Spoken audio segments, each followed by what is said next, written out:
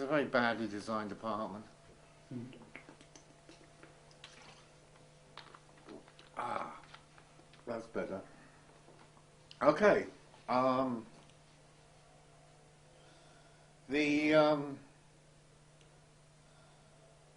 Really, I mean, Watch Out Kids was almost the sort of International Times annual. Because prior to that, basically Edward Barker and I took over the editing and running of IT, I think around about the fall of 1970. Now we went through various kind of phases of, I mean, for a while we were like really obsessed with sort of tabloid looking huge headlines. Is that where you get the screwing causes clap? Screwing causes clap. Screwing causes clap. Yeah, that was I managed to buy it off eBay. I will have. Oh, there you go. Yeah, that was a great week when that was on the newsstands. We kind of enjoyed that. Tell us about that. Huh? Tell us about that one. Okay, well, I'm not being too. I should start forming sentences. Edward Barker and I became totally obsessed with the old style New York tabloids like the Brooklyn Eagle and, you know, the current New York Post, and although back then there wasn't the New York Post, it was quite a respectable paper. Murdoch hadn't bought it yet, and you know, we loved these big, you know, 144-point banner headlines, and it was right about the time they finally decided that cigarettes caused cancer. And it was just everywhere, so we just decided to run with this headline, "Screwing Causes Clap," you know, I mean, reading 3 letters. And the great joy that it was on the newsstands for 2 weeks, you know, right next to Private Eye and Vogue and whatever. And, yeah, anything that upset the squares always was a great amusement, but that was basic, you know, the consciousness that the two of us had, and then we moved on to other things, and, you know, but that was our tabloid period. How did you meet Edward? How did I meet Edward? I kind of inherited him through sort of 1969. I was off on the road with the Deviants, not having too much to do with underground papers. Although having kind of looked after IT in 1967 after it was first busted and the original editorial board sort of vanished into the hills, not realising that what they were doing caused policemen to come around and, you know, take away your shoes. But so there was a kind of skeleton crew of me and Mike McKinney and who did the original Tommy cover and a few others, and we kind of kept the paper running. And then after that, rock and roll really took over, and I spent the next kind of 14 or 15 months working with the band. And then the Deviants kind of blew up in Vancouver, Canada, and I came home and needed something to do. So first of all, we ran the Fun City Festival, and then decided that it was time for a sort of Palace revolution at International Times, and all through this, one of my major allies was the previous art editor. By art editor, I mean the guy who paces the whole damn thing together in about 50 hours, swallowing handfuls of speed, who was this wonderful guy, Edward Barker from Birmingham Art School, and you know, we got on really well and formed this unholy alliance, which held up all the way through, actually all the way through to the Old Bailey and beyond. But God rest him. So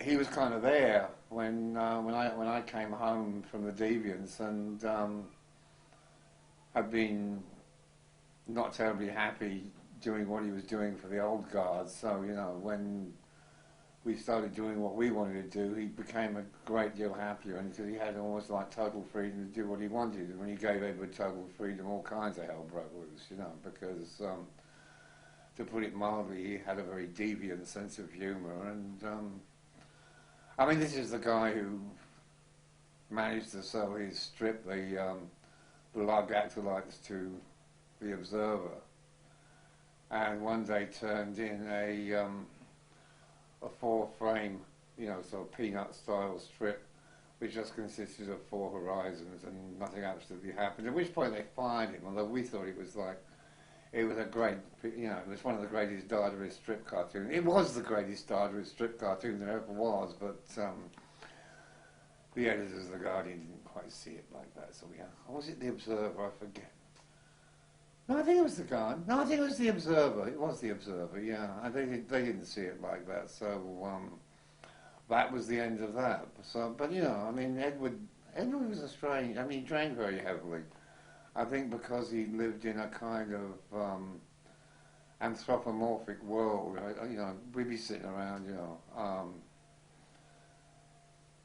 you know, taking drugs and listening to Bob Dylan or whatever we used to do in the evening, and sometimes I'd steal his sketchbooks while he wasn't looking, and there'd be drawings of everybody in the room, except they'd be giraffes and beavers and porcupines, and I was always this rather sort of like greasy sort of teddy boy crow, and I don't know, I mean, I'm not sure Edward was always terribly happy, but he certainly kind of seemed to live anthropomorphically. In fact, some of his last work was about the demise of an alcoholic bear, but you know, that's one of the penalties. Death is one of the penalties of immersing yourself in the counterculture. Fortunately, I've avoided it so far, although it may be creeping up on me, but we're holding it at bay. But Edward's liver wasn't tough. In fact, I'd been away living in New York, and there was a collection to buy Edward a new liver. And the next time I saw him, it was in a bar, and actually in the Gold on Portobello Road, and he said, "Mick, buy me a drink." I said, "Buy you a drink? I just bought you a liver. What are you talking about?" And that was kind of our relationship. And with the Old Bailey trial, what year was that? Oh, God, it seemed like it went on forever. The court case, they raided, hang on, let me think. The Obscene Publications Squad raided the IT office while we were all down at the very first Glastonbury Fair, which makes it 1971, because a runner came from the farmhouse saying Joy, who didn't like rural rock festivals or any of that kind of thing, was in the office, and the police had arrived and taken away all the first issue of Nasty Tales, and apparently summonses would follow, and we said, "Do you want us to rush back?" And she said, what would you do if you did? And we said, "Well, not much," so we just stayed there, and then, you know, there were sort of preliminary hearings for about a year, and I think around about early 1973, we eventually finished up at the Old Bailey, and it was kind of depressing because we came immediately after the Oz trial, which had been a circus, and, you know, Richard and Jim and Felix had been convicted, and but then the judge had handed down such ridiculous sentences that, you know, the Times got involved in editorials, and they let them out, and basically, you know, told them not to do it again. We, on the other hand, had no kind of, you know, no circus, no real kind of, you know, the sources of money had been tapped out by Oz, and we didn't have much choice except to go in hard and win the case, which ultimately we did. Which was kind of ironic because Nasty Tales was essentially supposed to be a fundraiser to keep International Times in business, because we were sort of noticing that the comic pages were some of the most popular part of the paper, and it didn't quite pan out that way, but often, you know, in the sort of Farren Barker conspiracy, things never panned out the way they were supposed to, so we were kind of, you know, used to that. particular part of Nasty Tales did they take exception to? Was it the whole, or was there a specific comic within it? And if so, who was it by and why? The thing they really took exception to was this this full-page Robert Crumb, which was the last page, the inside, not the inside cover, whatever the page before the inside cover is, which was the Great International Fucking and Orgy Riot, which was just millions and millions of copulating Robert Crumb people. And they really didn't like that. It was Crumb. And there was also a strip called Dirty Dog, about a sort of anthropomorphic dog with a rather large penis. I forget quite the context. They didn't like that either. And there was, but the major debate was that the comic books were for children. So we were clearly, putting out this filth to corrupt 5-year-olds. And then, it was then the onus was on us to prove that whatever you want to call it, comic books, graphic novels, strip cartoons, had a long and noble tradition of being for grown-ups. And you started Hogarth, didn't you? Yeah, we had to. You have to cite Hogarth and Gilray and oh God,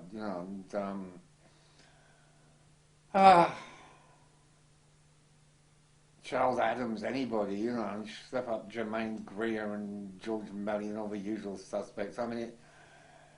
A percentage of trials were incredibly tedious because, they were a farce, the only purpose really behind them was to waste money and waste time and, absorb the energy of anybody that the Director of Public Prosecutions, thereby, the prevailing government didn't like.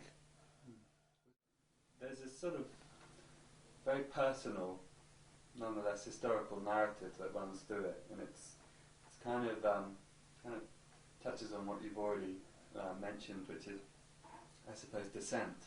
So youth rebellion is cultural dissent, basically. Yeah. Can you talk a little bit about your personal relationship? I suppose it's really a rock and roll story. It's definitely a rock and roll story. Let us not forget, in exactly the same time space, we were putting out Watch Out Kids. Leo Apsey MP, who actually was quite a good guy in many respects. He was one of the great champions of gay liberation. For some reason, he didn't like Alice Cooper. And introduced a private members bill to keep Alice Cooper out of England.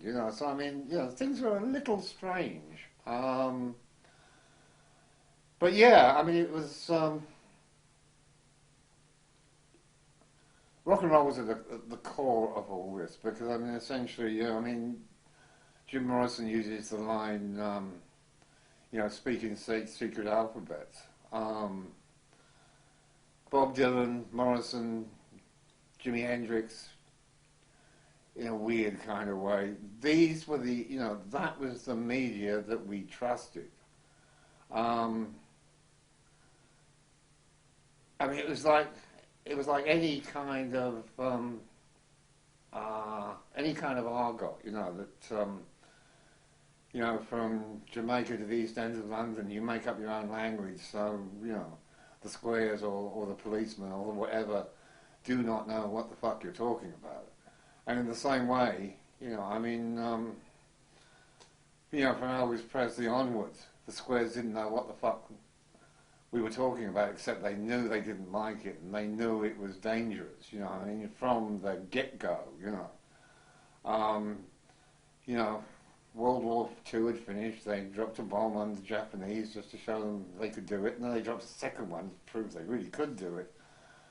And then everything was going to be, sexual repression, Levittown, 4 TV channels, 3 magazines, and the world was going to be, a sort of perfect kind of, corporate, fascist, consumer state. Except somewhere around 1955, Elvis Presley turned up and completely screwed the pooch on the whole thing. And essentially, in my generation, all hell broke loose. That was the first that was the first ripple of revolution. I think, you know, in Prez's obituary in the Times, whoever wrote it, you know, that he produced the first cracks which would later become the generation gap. So yeah, I mean, you know, rock and roll was the core. That's why long before they wanted to put Edward and me in jail, they tried to put Mick and Keith in jail. You know, I mean, they sort of knew who they were going after. I don't think they quite knew why, but there was, you know, there was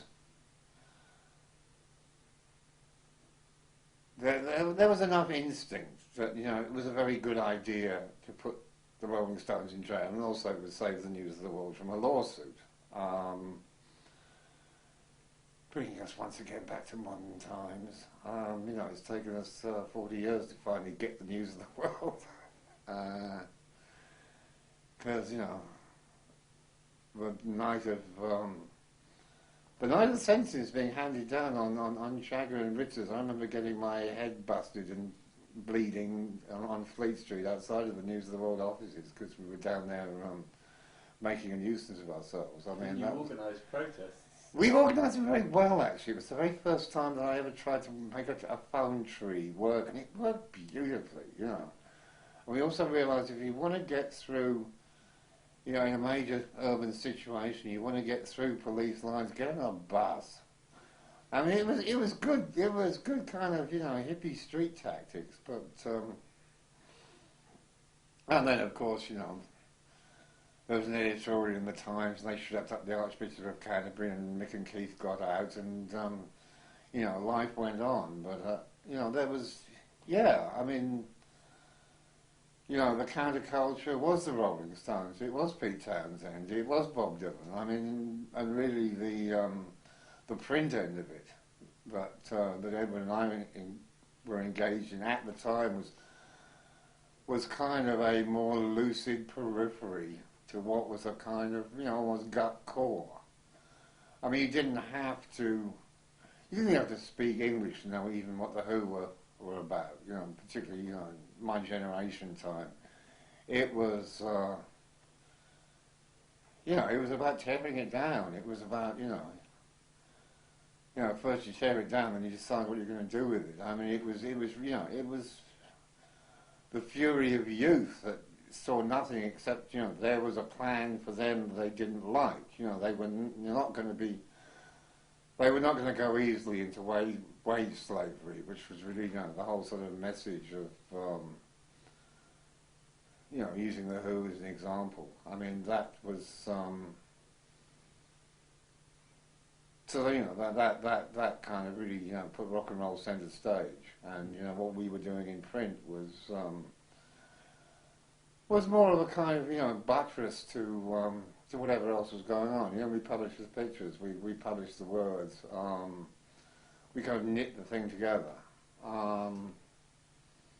When did you perceive, or maybe it was a retrogressive perception, but when did you begin to perceive the coming together of a scene? I mean, somewhere like Notting Hill at the time in the late 60s, when did it begin to appear around you that something was really coming together? I mean, I've read a great account you gave of the International Times party at the Roundhouse. Was it around that moment where... It was even before that. Right. It was actually before that. I mean, the two events that really kind of crystallised things. I mean, I got out of St Martin's School of Art in 1964, 65, I forget which. And then for the rest of my life trying to avoid getting a job. And every so often from the top of a number 31 bus you see somebody else walking down the street in, you know, a pair of wellies that they sprayed silver. You go, I wonder what he does, you know. Little kind of, you know, almost like in the periphery of your vision, little strange things kept happening. And of course, you know, there was also the Who at the Marquee and other interesting, you know, Pete Seeger had tried to cut off Bob Dylan's electricity with an axe at Newport Folk Festival. I mean, shit was kind of, you know, bubbling away. And then two things happened. I mean, there was the there was the International Poets Conference, you know, Peter Whitehead's film Holy Communion, which sort of started it, because, you know, Miles and whoever else organised the damn thing, really only expected, thought they were being a little rash booking the Albert Hall, but in fact they almost filled it, which, you know, made them go, Jesus. And then, hot on the heels of that, you know, came Dylan and the band to the Albert Hall, who absolutely filled it. You know, I don't know what the capacity of the Albert Hall is. I think it was 3,500 or something. And, you know, obviously I looked around, Hoppy looked around. We didn't know each other at the time. A lot of people looked around and went, Mother of God, there were 3,500 of us. Which meant we could open a club, we could start a newspaper, we could do this, because suddenly there was a constituency. You know, because, I mean, you know, Bob Dylan and the band were not exactly, you know, mainstream entertainment. You know, this was not Frank Sinatra. This was, you know, fairly esoteric taste, so we thought, up until that moment, when there was the Albert Hall packed full of people. And so then, obviously, I didn't know anything about anything for quite a while. I mean, I'm still kind of wandering around thinking, damn, you know, but without any kind of coherent plan. And then I heard that there was this newspaper starting up, basically from the basement of Indica Books on Southampton Run. There's going to be a party at the Roundhouse to open up the thing. And so I went along with my wife of the time, and who was very worried she was going to break one of our high heels, because the Roundhouse was a mess. I mean, it was a ruin at the time.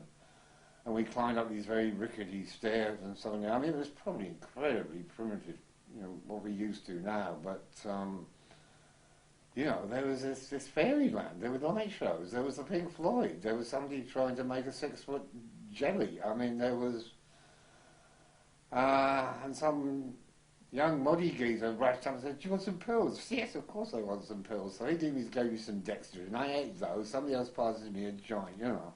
Somebody else passed me a bottle of whiskey. There were large holes in the walls. You could go and wander around the railroad tracks that led down to King's Cross Station. I mean, it was, there was a new world brewing, you know, and that was the moment that, you know,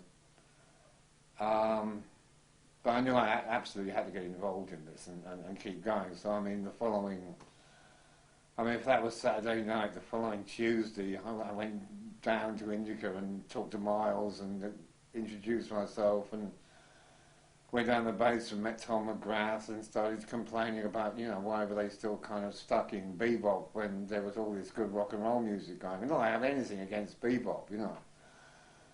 But, you know, at the time there was you know, people talk about, you know, the folkies and, you know, the electric Bob Dylan people. I mean, there was also a kind of, clash between, you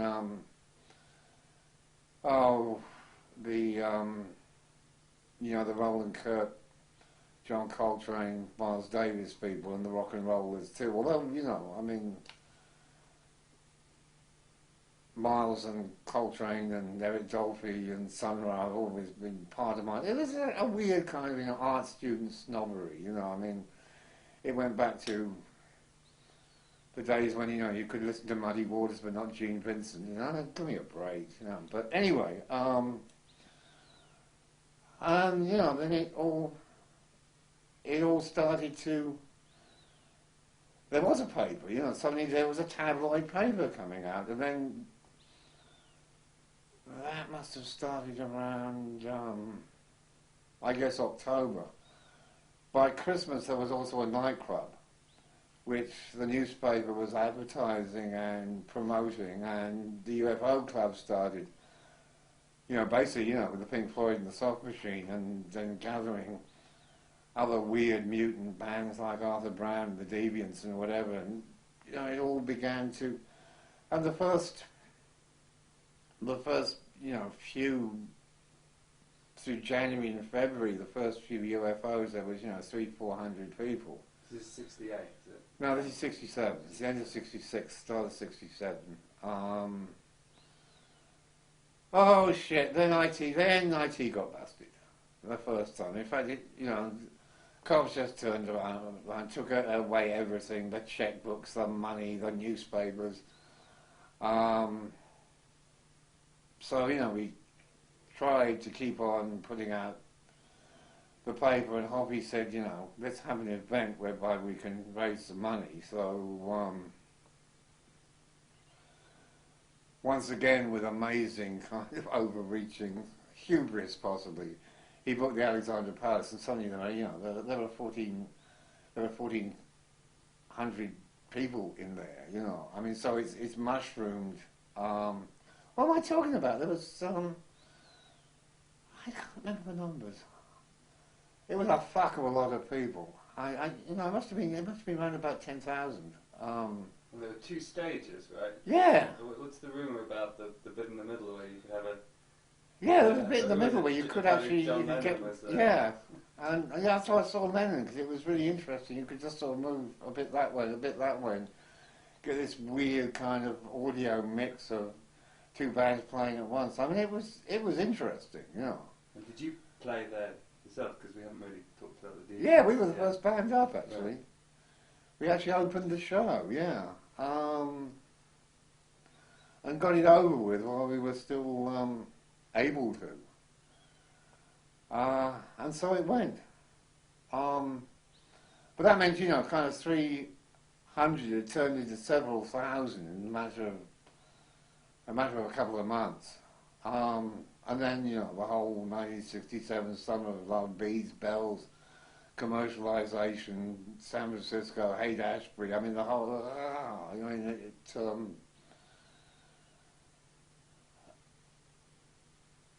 the counterculture became disgustingly successful, and for about 2 weeks in the middle of 1967 we thought we might actually take over the world. Little did we know that the world was a lot harder to take over.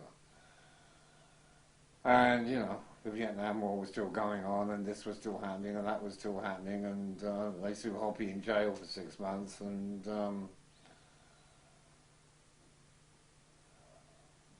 by the end of that summer, by the fall of 1967, we realised we really had to take my power a lot more seriously. And do you think something like Watch Out Kids comes from the sort of ennui that gathered pace through the end of the 60s into the early 70s, a realisation that you couldn't take over the world, and that things were never going to be easy in that sense if you were a signed up member of the counterculture? Yeah, I think the moment that we realised that there wasn't going to be any children's crusade, and there wasn't the whole of the world wasn't going to tune in, turn on, drop out, and there was going to be no magical LSD-induced complete revolution in society.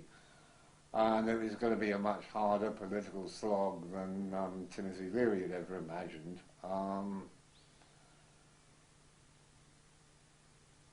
The next problem that had to be solved was how to actually support, maintain, and keep rolling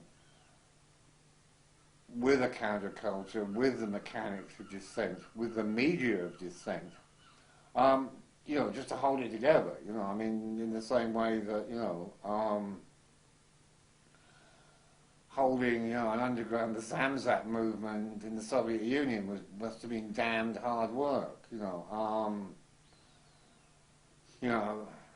these crazy kids, the White Rose Society, in the middle of Nazi Germany started putting out leaflets saying that Hitler was bad, and were executed for their trouble.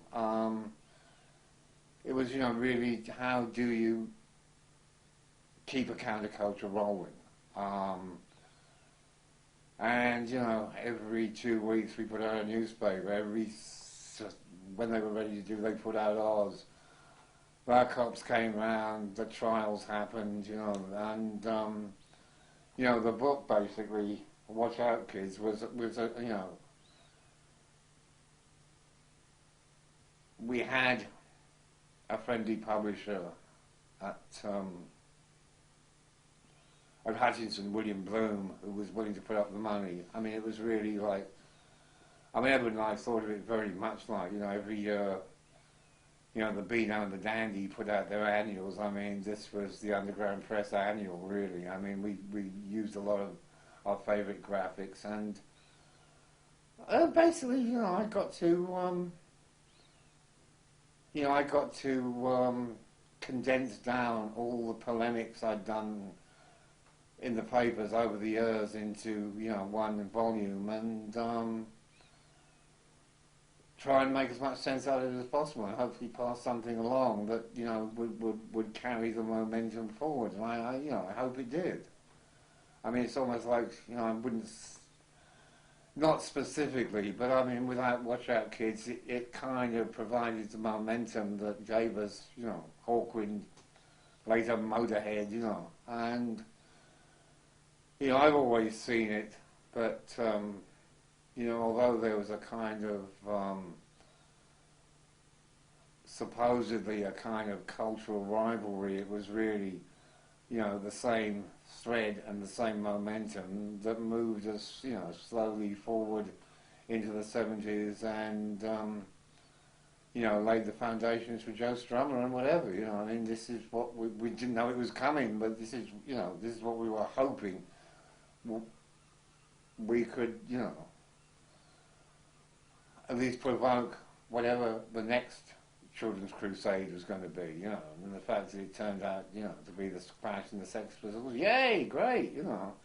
Didn't think of that one, but I mean, really, it's the same story, you know. In fact, you know,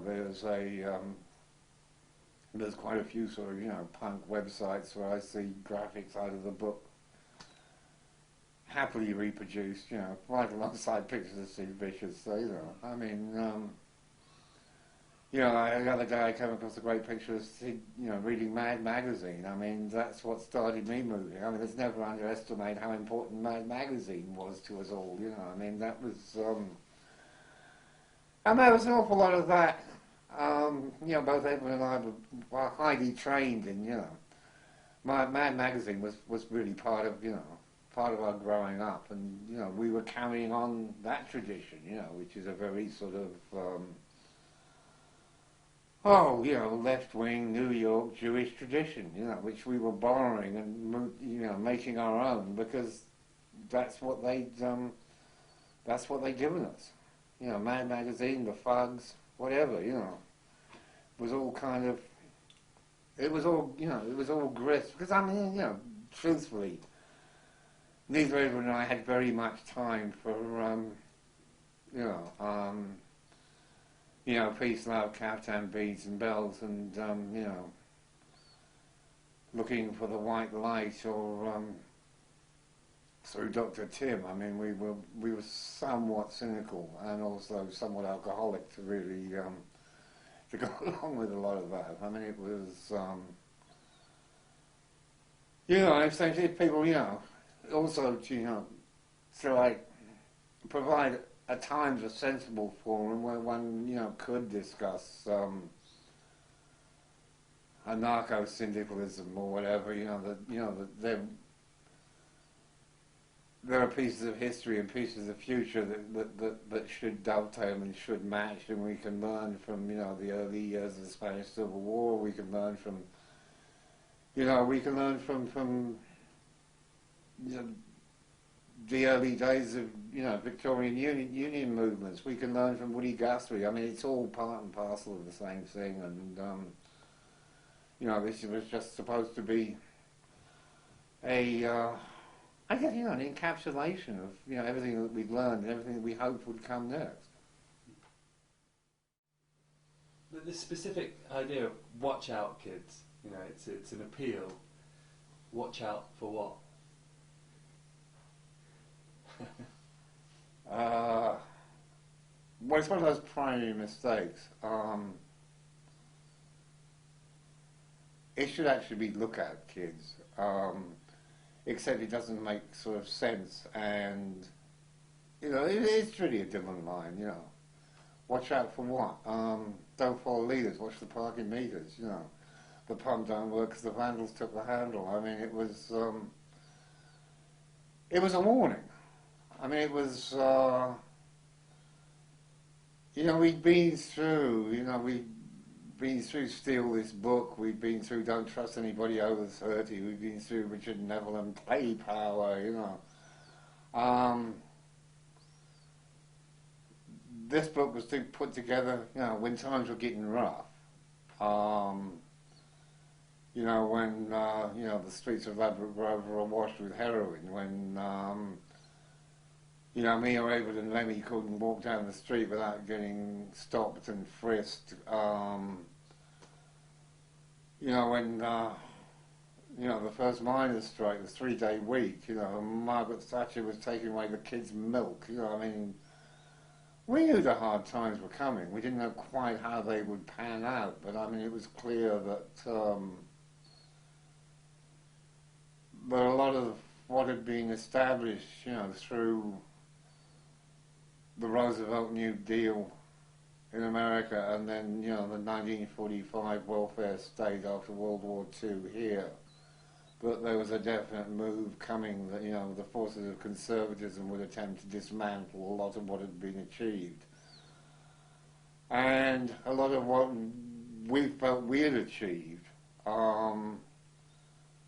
was busily being, was also being dismantled simply by bad drugs, lack of money, exhaustion. I mean, by the time Edward and I got around to doing Watch Out Kids, we were tired, man. I mean, we had been putting out, we'd been putting out a newspaper for, I think, you know, 2.5 years straight, and putting out IT generally meant that, you know, every other Tuesday we would take a massive amount of amphetamine and then work for about 70 hours, and at the end of it, the shit would go off to the printers and there would be a newspaper. So, in some respects, you know, creatively, the book was a chance to sort of not be under such deadline pressure, and also, you know, to take stock of what had gone before, and to kind of, you know, almost review our greatest hits, to use, you know, Skip Williamson and Rick Griffin and the best of the photography, some of the best of the writings, to quote people. I mean, it was, but yeah, I mean, it was really, you know, a salutary warning of what was coming next, and I would hope, you know, that I would hope that it had some kind of effect on, you know, Mick Jones or Strummer or Rotten or whatever, who, you know, basically were the next ones to pick up the torch. I mean, this was a really, you know, I've always viewed the counterculture as a relay race, you know, and, you know, the baton gets passed, you know, to essentially the youngest and the fittest. Doesn't mean that, you know, Edward and I were immediately sidelined, but, you know, basically, in 1979, I went off to live in New York because I fancied a kind of level playing field and didn't really want to turn into a sort of BBC clown like George Melly. And yeah, Edward started doing a lot more cartooning and also began drinking real heavy, but that's a whole different story. And how does it feel now? I mean, there's a copy there. If you pick it up and feel it and look through the pages, how does it feel? I mean, the text is quite polemical, obviously. How does it feel? I mean, what are your feelings towards it now? It's funny, actually. I mean, it's very reminiscent of the. It's the same shit that I throw up on the internet every day. You know, I mean, it's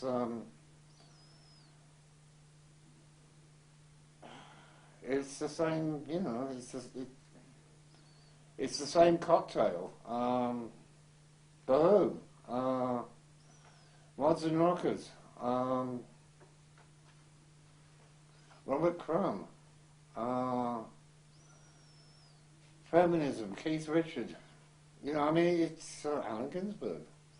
Obviously, it's kind of dated, but marijuana.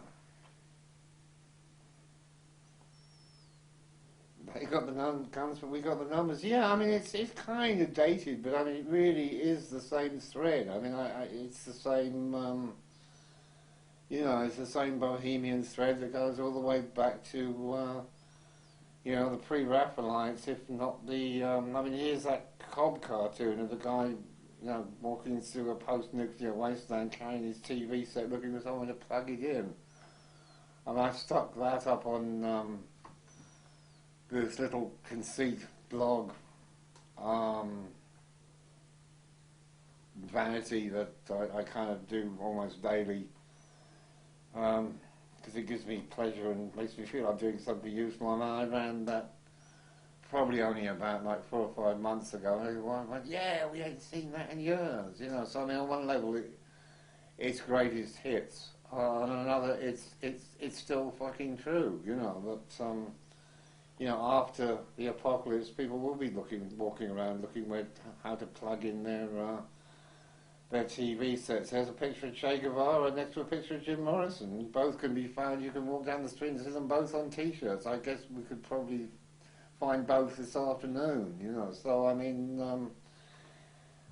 I'm very happy with all this. I mean, some of it's kind of. There's a very young Wayne Kramer machine gunning the crowd at the front of the city. It's the Hells Angels. Damn. Yeah, it's a sort of slice of. It's the Petri dish at some point in its development, you know. And if you want to move forward, then you know the collected snipping glue is probably the next volume that you want, and after that, I don't know, you know, it just keeps on rolling.